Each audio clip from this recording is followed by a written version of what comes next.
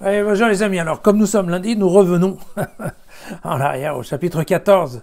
Nous allons lire maintenant les versets 21 et 26. « Celui qui a mes commandements et qui les observe, celui-là m'aime. Or, celui qui m'aime sera aimé de mon Père, et à mon tour, moi, je l'aimerai et je me manifesterai à lui. » Jude, non pas Judas, l'Iscariote, le traître, mais Jude.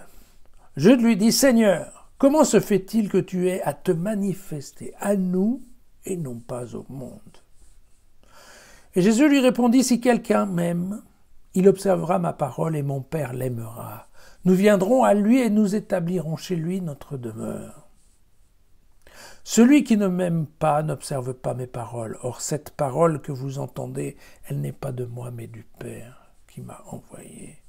Je vous ai dit ces choses tandis que je demeurais auprès de vous. Le Paraclète, l'Esprit Saint que le Père enverra en mon nom, il vous enseignera toutes choses et vous fera ressouvenir de tout ce que je vous ai dit.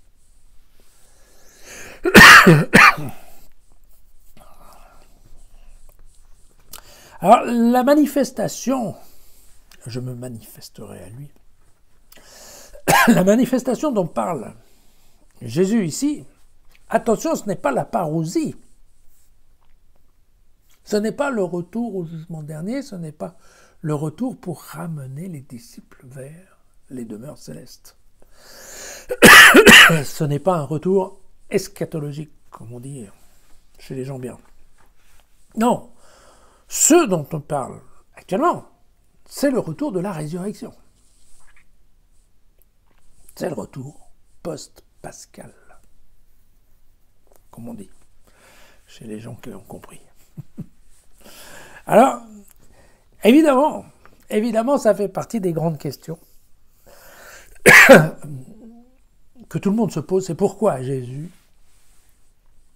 quand il est ressuscité, ne s'est présenté qu'à des gens qui le connaissaient et qui, d'une certaine manière, faisaient partie de ses proches. Et évidemment, les Juifs insisteront sur le fait que c'est un des points faibles de la théorie de la résurrection. C'est le fait qu'il ne soit apparu qu'à un certain nombre de gens qui étaient ses proches et donc dont la parole n'est pas forcément tout à fait crédible, digne de foi, au sens propre du terme. Alors évidemment, si on y réfléchit, on pourrait facilement envisager plusieurs réponses. De toute évidence, d'une part, je dois vous le dire que le visage du ressuscité n'est plus le même, puisqu'on se souvient que Marie-Madeleine l'avait confondu avec le jardinier, que les pèlerins d'Emmaüs ont marché à côté de lui et qu'il a fallu qu'il se mette à table pour qu'il commence à le reconnaître. Et vous vous souvenez que les disciples qui étaient sur les bateaux sur le lac de Tibériade, quand ils voient arriver Jésus sur la plage, ne reconnaissent absolument pas Jésus. Ce n'est que sur le bateau, au moment de la pêche miraculeuse, que effectivement le disciple bien-aimé va dire à Pierre « c'est le Seigneur ». Et donc il y a cette différence physique qui fait qu'effectivement, c'est à travers de l'accomplissement d'un certain nombre de gestes qui étaient des gestes de tous les jours dans la vie d'avant que les gens vont reconnaître Jésus. Hein. C'est dans la manière dont il va dire Marie et dont elle va répondre Rabouni, donc on est bien dans une certaine, voilà, dans des mots d'intimité, dans des mots d'amitié. C'est la façon dont il va prendre le rôle du maître de maison chez les pèlerins d'Emmaüs. C'est la façon dont il va leur dire, dont il va dire aux disciples de plonger le filet, ce genre de comportement un peu étrange peut-être. Mais c'est dans les comportements ou dans les paroles que les gens vont reconnaître Jésus. C'est pas sur la face, d'accord ? Et donc il faut obligatoirement, c'est dans ce sens-là que peut-être est-il apparu à d'autres personnes, mais ces autres personnes ne pouvaient pas le reconnaître, puisque de toute façon, il n'avait pas la même tête et qu'il n'était pas au courant de ces gestes-là. Voilà. D'ailleurs, en fait, s'il était apparu à d'autres gens, n'oublions pas qu'à l'époque, il n'y avait pas de photos, il n'y avait pas de vidéos. Hein, donc, si on n'avait jamais rencontré Jésus, comment voulez-vous qu'on se dise « Ah oui, tiens, je le reconnais ». Ben, non. Si on ne l'a pas connu, on ne peut pas le reconnaître. Voilà. Maintenant, c'est un peu différent puisqu'il y a des moyens de mémoire, qui sont des moyens de mémoire, voilà, physiques.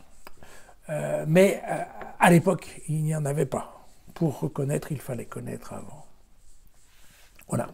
Un troisième point qui est aussi, à mon avis, tout à fait sensé, c'est que on voit bien que pour des gens qui n'ont déjà pas cru dans les œuvres, et Dieu sait que si les œuvres de Jésus étaient extraordinaires, eh bien, des gens qui n'ont pas cru en des œuvres extraordinaires, vont-ils croire en l'apparition d'un ressuscité? C'est un peu à douter parce que il est aussi facile de se dire qu'on s'est trompé, qu'on a mal vu, qu'on a... Voyez, donc,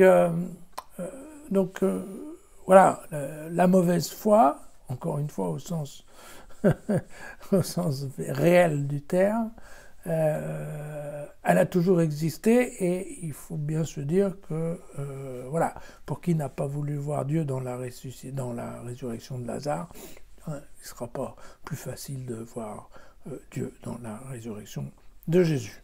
C'est un peu ça voilà, c'est un peu ça l'idée.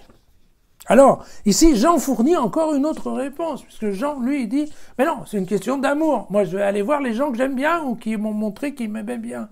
Je vais pas aller voir ceux qui m'ont défoncé toute la vie. Voilà. C'est pas forcément idiot non plus. Puisque là, et vous voyez que là, c'est là où c'est assez différent, hein. On n'est plus en train de récupérer les gens, les disciples, pour les emmener dans les demeures célestes. Là, c'est bien le Père et le Fils qui vont installer sa demeure chez les hommes, et donc qui vont venir, en fait, effectivement, rencontrer des gens qui auront fait preuve d'amour, tout simplement.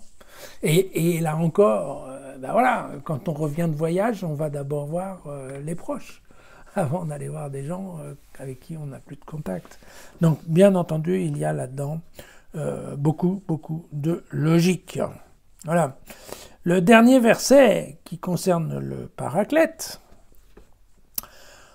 nous définit un nouveau rôle, celui qui nous fait ressouvenir et qui enseigne. Donc là, nous sommes dans un rôle assez professoral qui est lié à l'écriture, ou qui est lié en tout cas à la parole. Et on comprend bien que c'est cette question qu'effectivement, au moment de la résurrection, il y a un choc. Et sous le choc, on ne se souviendra pas de ce qui s'était passé ou de ce qui s'était dit auparavant. Et donc le rôle du Paraclète, en fait, va être de dire aux disciples, quand ils vont reconnaître Jésus ressuscité, de leur dire, mais voilà, mais attention, il vous l'avait bien dit. Voilà, un des rôles de ce fameux Paraclète. Voilà, l'Esprit Saint comme aide à la mémoire défaillante des hommes. À demain.